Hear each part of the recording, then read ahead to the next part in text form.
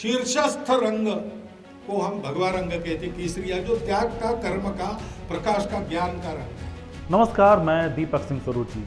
आज़ादी के अमृत महोत्सव पर न केवल तिरंगा की नई परिभाषा गढ़ी जा रही है, बल्कि देशवासी होने का भी नया मतलब समझाया जा रहा है। आरएसएस प्रमुख मोहन भागवत ने आज़ादी के 75वें वर्ष पर नागपुर स्थित संघ मुख्यालय में तिरंगा तो लहराया, लेकिन तिरंगे के तीनों रंग का अर्थ ही बदल कर रख दिया। मोहन भागवत ने बताया कि राष्ट्रध्वज में सबसे ऊपर स्थित रंग यानी कि केसरिया त्याग, कर्म, प्रकाश और ज्ञान का रंग है।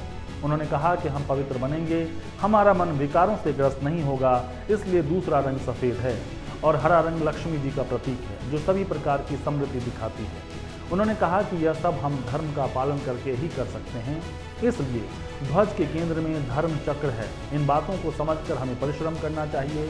हमें यह नहीं सोचना चाहिए कि मुझे क्या मिलेगा, मैं अपने देश को क्या दे रहा हूं। इसका विचार करके ही हमें अपना जीवन जीने की आवश्यकता है। चर्चा को आगे बढ़ाएं, उससे पहले एक बार मोहन भागवत के उस बयान को सुन लेते हैं। दुनिया के हित के लिए त्याग करेगा, इसलिए राष्ट्रध्वज के शीर्षस्थ रंग को हम भगवा रंग कहते, केसरिया, जो त्याग का, कर्म का, प्रकाश का, ज्ञान का रंग है। और ऐसा हम तब कर सकेंगे तब हम अंतर्बाह्य शुचिता युक्त बनेंगे, पवित्र बनेंगे। अपना स्वयं का मन विकारों से ग्रस्त नहीं होगा, शांत होगा। इसलिए दूसरा रंग सफेद है। और यह हम तब कर सकेंगे जब हम अपने देश को पहले खड़ा करेंगे। तो सब प्रकार की समृद्धि का, लक्ष्मी जी का प्रतीक हरा रंग। आने वाले दिनों में ऐसा देश खड़ा होते तक हमको कभी ये नहीं पूछना चाहिए कि मुझे क्या मिलेगा, मेरा देश मुझे क्या देता है, मेरा समाज मुझे क्या देता है। यह प्रश्न छोड़ दीजिए। मैं अपने देश को क्या दे रहा हूं, मैं अपने समाज को क्या दे रहा हूं, मेरी उन्नति में मेरे समाज की, देश की उन्नति हो रही कि नहीं, इसका विचार करके ही मैं अपना जीवन जीऊं, इसकी आवश्यकता है। जिस दिन इस संकल्प के साथ हम सब लोग चलना प्रारंभ कर देंगे।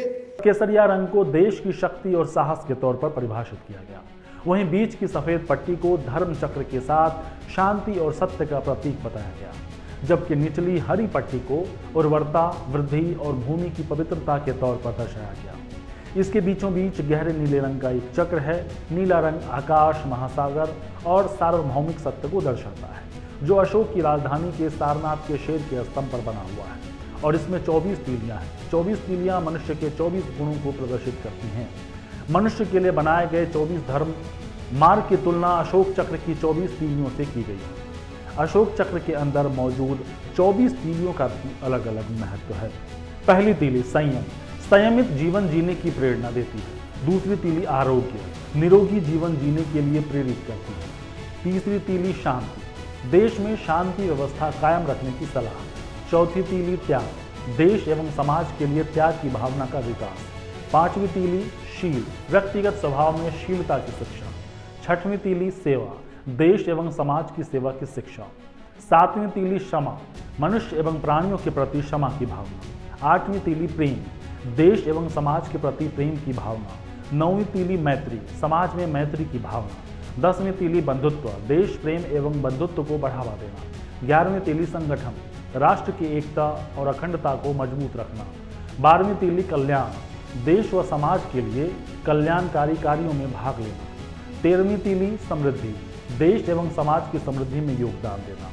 14वीं तीली उद्योग, देश की औद्योगिक प्रगति में सहायता करना। 15वीं तीली सुरक्षा, देश की सुरक्षा के लिए सदैव तैयार रहना। 16वीं तीली नियम, निजी जिंदगी में नियम संयम से बर्ताव करना। 17वीं तीली समता, समता मूलक समाज की स्थापना करना। 18वीं तीली अर्थ, धन का सदुपयोग करना।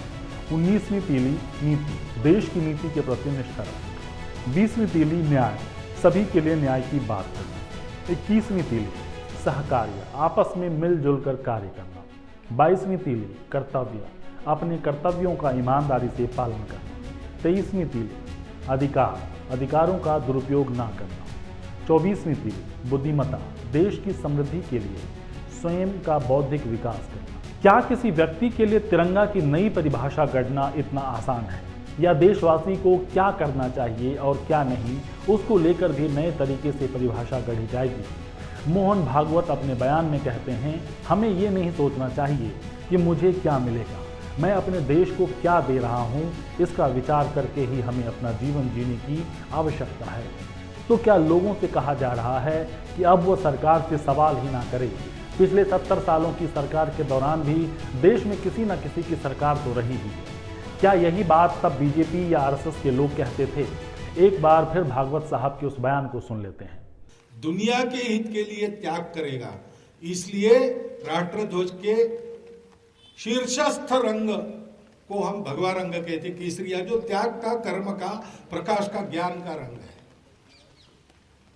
और ऐसा हम तब कर सकेंगे तब हम अंतर्बाह्य शुचिता युक्त बनेंगे, पवित्र बनेंगे, अपना स्वयं का मन विकारों से ग्रस्त नहीं होगा, शांत होगा। इसलिए दूसरा रंग सफेद है। और यह हम तब कर सकेंगे जब हम अपने देश को पहले खड़ा करेंगे। तो सब प्रकार की समृद्धि का, लक्ष्मी जी का प्रतीक हरा रंग। आने वाले दिनों में ऐसा देश खड़ा होते तक हमको कभी ये नहीं पूछना चाहिए कि मुझे क्या मिलेगा, मेरा देश मुझे क्या देता है, मेरा समाज मुझे क्या देता है। ये प्रश्न छोड़ दीजिए, मैं अपने देश को क्या दे रहा हूं, मैं अपने समाज को क्या दे रहा हूं, मेरी उन्नति में मेरे समाज की, देश की उन्नति हो रही कि नहीं, इसका विचार करके ही मैं अपना जीवन जीऊं। इसकी आवश्यकता है। जिस दिन इस संकल्प के साथ हम सब लोग चलना प्रारंभ कर देंगे। प्रधानमंत्री मोदी ने देश के 76वें स्वतंत्रता दिवस पर एक बार फिर से लाल किले पर राष्ट्रीय ध्वज फहराकर देश को संबोधित किया। यह लगातार 9वीं बार है जब पीएम मोदी ने इस मौके पर देशवासियों को संबोधित किया। लगभग 80 मिनट के इस भाषण में पीएम मोदी ने एक बार फिर देश के गौरव को बढ़ाने और अपनी विरासत पर गर्व करने की नसीहत दी। मैं आज तक यह नहीं समझ पाया कि कौन सा ऐसा भारतीय है जो अपने अतीत पर शर्म महसूस करता है। खैर, इसको फिलहाल रहने देते हैं। पीएम मोदी ने कहा कि हमें 2047 तक भारत को विकसित बनाना है, गुलामी के सारे अंश को दूर करना है, अपनी विरासत पर गर्व करना सीखना है। इसके साथ ही पीएम मोदी ने महिला सम्मान को देश के विकास के लिए महत्वपूर्ण स्तंभ बताते हुए कहा कि हमारे आचरण में विकृति आ गई है और हम कभी कभी महिलाओं का अपमान करते हैं। उन्होंने देशवासियों से सवाल करते हुए कहा कि क्या हम अपने व्यवहार में इससे छुटकारा पाने का संकल्प ले सकते हैं? तो क्या हम उम्मीद करें कि अब प्रधानमंत्री मोदी की इस अपील के बाद अब देश में महिलाओं के साथ होने वाला अपमान रुक जाएगा, ठीक वैसे ही जैसे स्वच्छता अभियान की अपील के बाद देश से गंदगी खत्म हो गई? क्या अब हमें प्रधानमंत्री से ये सवाल भी नहीं करना चाहिए कि पिछले 8 सालों में जो अपने वादे किए थे उसका क्या हुआ?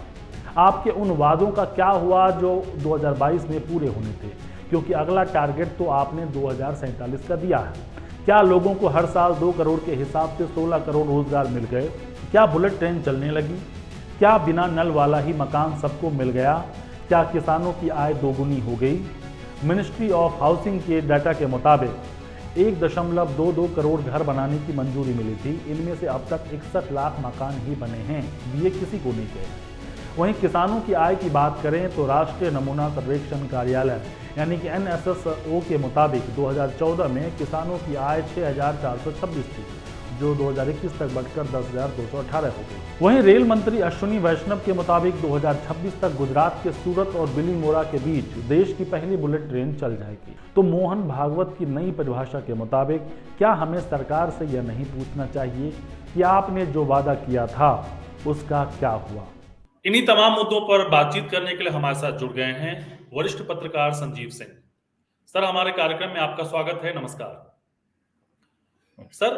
सबसे पहला सवाल है कि मोहन भागवत के बयान का क्या मतलब निकाला जाए? तिरंगा झंडा से लेकर देशवासी होने तक के मायने बदले जा रहे हैं, नई परिभाषा गढ़ी जा रही है। देखिए, इस मामले में तो ये कहना पड़ेगा कि आरएसएस का स्टैंड बड़ा ही कंसिस्टेंट है। वो शुरू से ही इस तरह की बातें करते आ रहा है। आमतौर पर जो हम लोगों को सिखाया गया है कि जो सैफरन कलर जो हमारा है वो करेज और सैक्रिफाइस के लिए होता है। सफ़ेद रंग जो होता है वो शांति के लिए होता है, सच्चाई के लिए होता है। सच्चाई। जी। और जो हरा रंग है वो हम उसको फेथ से भी जोड़ते हैं और प्रॉस्पेरिटी से भी जोड़ते हैं। तो लेकिन जो मोहन भागवत जी ने कहा है, उनका ये आरएसएस का एक वसुधैव कुटुंबकम का पुराना कॉन्सेप्ट रहा है। तो उसमें उन्होंने कोई ऐसी नई बात नहीं की जिससे हमें अचंभित होना चाहिए। आरएसएस शुरू से ही भारत को एक परिवार के रूप में देखता है और वो इस तरह की बातें बोलता है कि भाई देश ने आपको बहुत कुछ दिया, आपने देश को क्या दिया है। तो वो एक तरह से हर हर व्यक्ति, हर नागरिक को प्रोत्साहित करने की कोशिश करते हैं कि आप भी आगे बढ़ें और समाज में कोई ना कोई अपना योगदान दें। तो जी। इसको अगर हम केवल 15 अगस्त या 26 जनवरी के परिवेश में देखेंगे तो थोड़ा अटपटा-सा ज़रूर लगेगा। लेकिन अगर आप आरएसएस को फ़ॉलो करते आ रहे हैं तो आप देखेंगे कि शुरू से ही वो इस चीज़ में बड़े कंसिस्टेंट रहे हैं कि भाई ये देश है, ये एक परिवार है हमारा और हम सबको इस परिवार में योगदान देना है। अब न्यूक्लियर फैमिली का कॉन्सेप्ट आ गया है। पहले लार्ज फैमिलीज़ होती थी, हम सब एक ही परिवार में सब साथ रहते थे, चाचा साथ रहते थे, बुआ साथ रहती थी। तो उसमें हर परिवार का हर व्यक्ति जो काम करता था, वो कुछ ना कुछ कंट्रीब्यूट करता था। महिलाएँ होती थी, वो घर चलाने में कंट्रीब्यूट करती थी और बच्चे जैसे बड़े होते तो वो भी अपना करते थे। तो ये आरएसएस की जो एक लार्जर थिंकिंग है देश के बारे में, ये उसी को दर्शाता है। इसको हमें केवल 15 अगस्त या 26 जनवरी या इवेंट बेस्ड के साथ नहीं देखना चाहिए, इसको एक बड़े परिवेश में देखना चाहिए। ये उनकी जो लार्जर फिलॉसफी है कि वसुधैव कुटुंबकम, ये उसको फॉलो करता आ रहा है। सर मेरा सवाल ये इसलिए भी था क्योंकि उन्होंने बताया कि हरा रंग जो है वो लक्ष्मी का प्रतीक है। कहने का मतलब हम आज तक जो पढ़ते आ रहे हैं वो उससे इतर एक परिभाषा कर रहे हैं।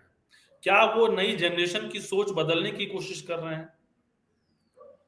जी, बिल्कुल। आप अगर देखेंगे जिस तरह से भारत में 2014 के बाद जो बदलाव आ रहा है, देखिए भारत में 2 2 भारत हैं। ये 2 विचारधाराएँ हैं जो इस वक़्त ऐसी स्थिति में हैं, जहाँ पे एक विचारधारा कुछ कम हो रही है, दूसरी विचारधारा बढ़ रही है। हम लोग जब पैदा हुए थे, कम से कम मैं अपने लिए बोल सकता हूँ कि हम लोग नेहरू जी की जो सोच थी, उनकी जो विचारधारा थी, उससे ज़्यादा प्रभावित थे। उन्होंने शुरुआती सालों में प्रधानमंत्री के रूप में रहे, उन्होंने बहुत सारे आधुनिक अनुसंधान शुरू किए थे। तो एक बड़ी लिबरल सोच थी, सोशलिस्ट सोच थी कि सब लोग एक साथ चल रहे हैं और उसमें नेहरू जी ने कॉन्शियसली रिलीजन को अलग रखा हुआ था। वो उसको बीच में नहीं लाना चाहते थे और इतिहास में कई इस तरह के इवेंट्स हुए, खासकर जब सोमनाथ मंदिर के रिकंस्ट्रक्शन, पुनर्निर्माण की बात हुई थी, तो उसमें उनके और डॉक्टर राजेंद्र प्रसाद के बीच में काफ़ी डिफरेंसेस भी आ गए थे।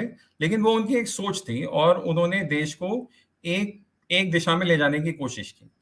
2014 के बाद जब से नरेंद्र मोदी आए हैं, वो सोच, उनकी सोच और आरएसएस की सोच बड़ी एक तरह की सोच है और वो विचारधारा ऐसा नहीं है कि पहले नहीं थी, लेकिन वो उतनी लोकप्रिय विचारधारा नहीं थी। वो उनको जनमानस का समर्थन उतना नहीं था जितना नेहरू जी की विचारधारा को था। लेकिन अब हम जिस तरह से देख रहे हैं जब से नरेंद्र मोदी प्रधानमंत्री बने हैं कि वो विचारधारा का एक नया रूप आया है। जिस तरह से एक नई बीजेपी आई है, भाजपा पहले केवल एक बनिया ब्राह्मण पार्टी कही जाती थी, लेकिन हमने देखा है कि चुनाव के बाद चुनाव में वो जीतते जा रही है। उन्होंने अपना सामाजिक जो बेस है उसको बड़ा किया है। बड़े तौर पे ओबीसीज को लाया गया है और अन्य छोटी जातियों को भी बड़ा उन्होंने अपने पावर स्ट्रक्चर में रखा है, इसीलिए उनका बेस बढ़ रहा है। तो अब वो चाहते हैं कि जो उनकी आइडियोलॉजी है, जिस आइडियोलॉजी पे वो चलना चाहते हैं, उसको आगे बढ़ाया जाए। हर पार्टी का यही काम है कि वो अपनी आइडियोलॉजी बढ़ाती है ताकि उससे लोग उनसे ज्यादा जुड़ें। और यही हम देख रहे हैं कि जो नेहरू जी की विचारधारा थी वो और अब जो मोदी जी की विचारधारा है उसके बीच में एक तरह से क्लैश तो नहीं कहूंगा, लेकिन ऐसा मिश्रण हो गया है कि इस वक्त अगर आप केवल आइसोलेशन में देखें तो आप सोचेंगे कि अरे हरा रंग, ये इसका आखिर मतलब क्या है। लेकिन ये दोनों विचारधाराएं पहले से चल रही थी, एक ज्यादा मजबूत थी, एक अब मजबूत हो रही है। तो हमको उस दिशा से देखने की जरूरत है कि ये हरे रंग की बात नहीं है, ना ही हमारे तिरंगे की बात है। ये दो विचारधाराओं के बीच की लड़ाई की बात है कि कौन सी विचारधारा से लोग ज्यादा प्रभावित होंगे। प्रभावित हो रहे हैं। सर एक सवाल है कि चूंकि आपने कहा कि वसुधैव कुटुंबकम वाला जो है उनका कॉन्सेप्ट रहा हमेशा से, लेकिन ये मैं सवाल इसलिए भी पूछ रहा हूँ क्योंकि आपने देखा होगा सोशल मीडिया पे लोग सवाल कर रहे हैं कि मोदी जी आपने 2022 में वादा किया था कि हम बुलेट ट्रेन में चढ़ेंगे, आपने वादा किया था कि सभी को अपना घर मिल जाएगा, आपने वादा किया था कि रोजगार मिलेगा। तो लेकिन भागवत कह रहे हैं कि आप ये मत पूछिए कि अपने देश को मतलब आपको देश क्या दे रहा है, आप ये पूछिए कि देश के लिए आप क्या कर रहे हैं। तो क्या भागवत ये भी कह रहे हैं कि आप सरकार से सवाल मत पूछिए?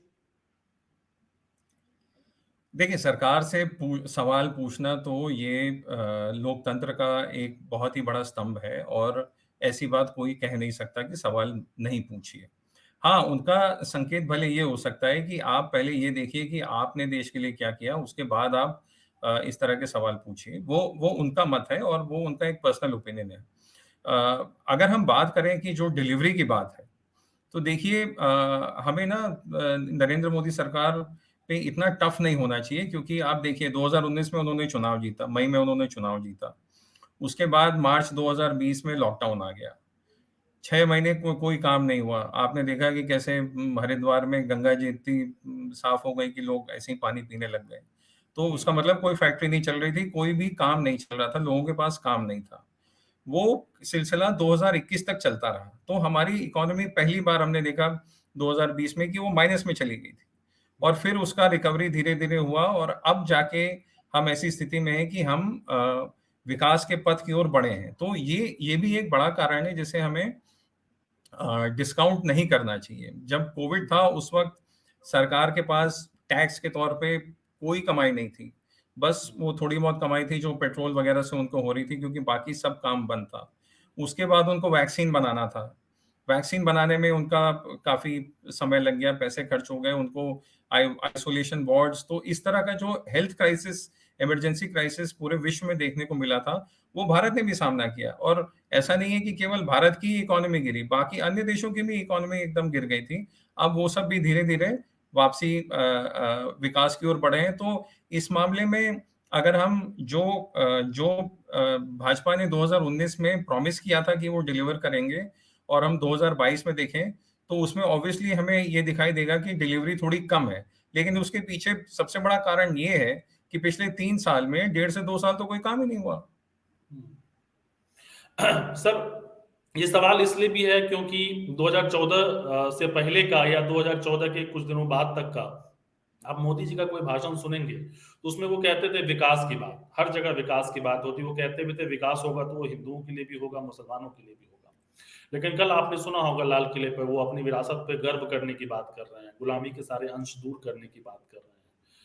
तो मेरा सवाल है कि क्या अब वो उनके पास वो मुद्दा नहीं है या उनको ये लग रहा है कि मैं फेल हो रहा हूँ इसलिए अब वो मुद्दे से भटकाने की कोशिश कर रहे हैं लोगों को? देखिए भाजपा में क्या है कि भाजपा को लोग सोचते हैं कि वो एक वन ट्रिक पोनी है कि उसके पास एक ही करामाती या करिश्माई छड़ी है और उसका नाम है हिंदुत्व। लेकिन भाजपा की राजनीति में हिंदुत्व केवल गति देता है। बाकी जो उनका काम होता है, उनका जो ये वेलफेयर मॉडल, वेलफेयर स्टेट का मॉडल है, जिसमें लाभार्थी एक बहुत अहम भूमिका निभाता है, वो उसको भी देखना पड़ता है कि भाजपा कैसे आगे बढ़ती है। इसके अलावा हमने जो बात की अभी एक किताब आई थी the new BJP by Nalin Mehta, उसमें उन्होंने पूरा बताया है कि किस तरह से बीजेपी का सोशल इंजीनियरिंग और उन्होंने अपना कास्ट बेस बढ़ाया और इनफैक्ट उत्तर प्रदेश में योगी आदित्यनाथ की सरकार में जितने मंत्री थे, जितने ओबीसी और एससी एसटी मंत्री थे, वो अखिलेश यादव की सरकार से ज्यादा थे। तो एक सोशल इंजीनियरिंग उन्होंने की है जिससे उनका बेस बढ़ा है और हिंदुत्व हमेशा उनकी कोर आइडियोलॉजी रहेगा। लेकिन अगर कोई ये सोचता है कि केवल हिंदुत्व की वजह से भाजपा चुनाव के बाद चुनाव जीत सकती है, तो ऐसा नहीं है। हमें एक और डिटेल्ड नजर डालनी पड़ेगी भाजपा किस तरह से चुनावों को अप्रोच करती है। आप ये देखिए कि पहले 30%, 32% वोट मिलता था, तो जिस पार्टी को मिलता था लोकसभा चुनाव में, तो वो चुनाव जीत जाती थी। आज की स्थिति में ऐसा नहीं है। यही चीज उत्तर प्रदेश में भी थी कि 30% वोट आ गया। अखिलेश यादव ने 28 से 30% पे सरकार बना ली थी 2012 में, लेकिन अब वो स्थिति नहीं है। अब आपको कम से कम 40% वोट चाहिए। इतना वोट बीजेपी को कैसे मिल रहा है? केवल हिंदुत्व की वजह से नहीं मिल रहा है। उन्होंने एक मॉडल बनाया है वेलफेयर स्टेट का, जहां पे उन्होंने सोशल इंजीनियरिंग की है और साथ ही जो सरकारी स्कीम्स हैं वो लोगों तक पहुंचाई हैं, इसीलिए वो इतना परसेंट वोट लेकर जीत पाते हैं। और एक और चीज बताना चाहता हूँ, बहुत कम लोगों को पता होगी, आरबीआई अपना एक सर्वे करता है, तो उसमें देखा जाता है कि आप अपने भविष्य के प्रति कितने पॉजिटिव हैं आउटलुक में। तो 2000 हमारा जो 2014 का चुनाव था, उसके पहले आप देखिए तो लोग अपने भविष्य के प्रति उतने खुश नहीं थे, लेकिन फिर भी उन्होंने मोदी को वोट दिया। तो ये एक तरह से बताता है कि एक और लोग अपने भविष्य के प्रति ज्यादा पॉजिटिव नहीं दिख रहे हैं, फिर भी वो मोदी को वोट दे रहे हैं। तो ये आप कैसे समझाएंगे? ये एक उस तरह की स्थिति है वो जो बताती है कि भाजपा में हिंदुत्व से आगे भी कुछ है जो वो कर रही है, जिसकी वजह से वो चुनाव जीत रही है। तो उसके दो मुख्य कारण ये हैं, जैसा कि हमने अभी आपको बताया कि सोशल बेस उन्होंने अपना बढ़ाया है और जो सरकारी स्कीम्स हैं वो लोगों तक पहुंचाई है, इसीलिए वो चुनाव के बाद चुनाव जीत रहे हैं। जी, तो कुल मिलाकर आपकी बातचीत से तो समझ में आया कि भाजपा हिंदुत्व के मुद्दे को लेकर अपना बेस जरूर बढ़ा रही है, लेकिन वो जानती है कि अगर वो विकास और चीज जो उन्होंने प्रोमिसेस की है, अगर उस पर काम नहीं होगा तो फिर उनके लिए दिक्कत हो सकती है। आप हमारे साथ जुड़े, दर्शकों को बताया, अच्छी जानकारी दी, इसके लिए बहुत बहुत धन्यवाद सर। नमस्कार।